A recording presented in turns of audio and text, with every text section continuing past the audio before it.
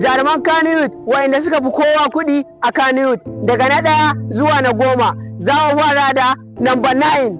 Number 9 ita ce Hadiza Ali, popularly named as Hadiza Gabon, was born in Republic of Gabon. An haife ta a watan June 1989. She is the daughter of Malam Ali. Ta yi primary school ɗinta da secondary school ɗinta a Gabon. Ta shahara a fina-finan Hausa. Kuɗin da ta samu tana da dalar Amerika 400, wanda idan aka canza su a kuɗin Najeriya za su kai 171 million naira. Wow! Yawwa sai number 8.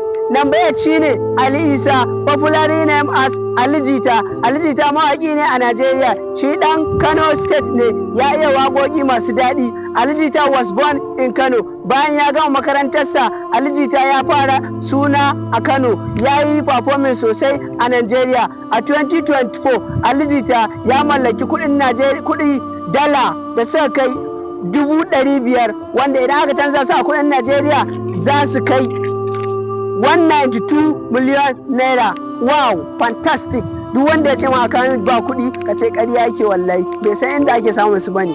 Yawwa mu je number 7. Number 7 ita ce Fatima Abdullahi, popularly named as Fati Washa. Ita 'yar kannywood ce, ta iya acting sosai a cikin kannywood. Tana da dalar Amerika 100,000, wanda idan aka canza su a kuɗin Najeriya za su kai miliyan 42. Kutumar uban nan kai akwai kuɗi fa.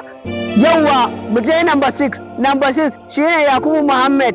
Ana haife shi 25 ga watan Mars 1973. Ya girma a Bauchi. Yana da dalar Amerika 60,000, wanda idan aka canza su a kuɗin Najeriya za su kai 257 million naira. Fantastic.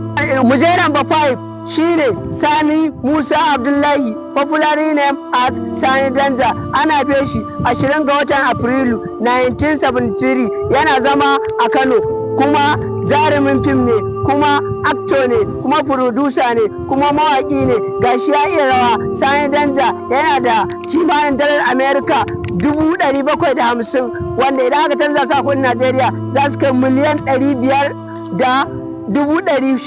Yawwa ku biyo ni a number 4 da number 3 da number 2 da number 1 don jin wa gama da cancanta a number 4 da number 2 da number 3. Na gode, ku dai ku yi follow ɗina, ku biyo ni